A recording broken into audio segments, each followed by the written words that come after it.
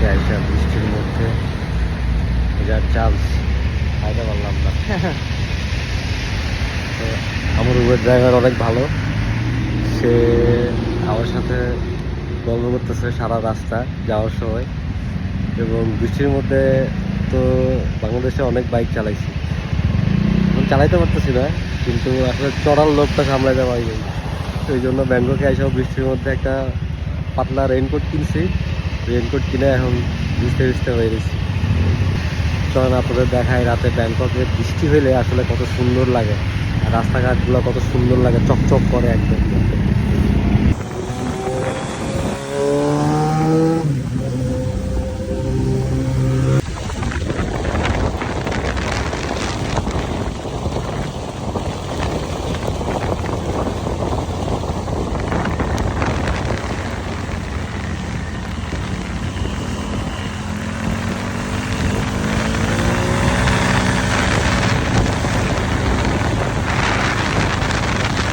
খুব মজা লাগতেছে আসলে।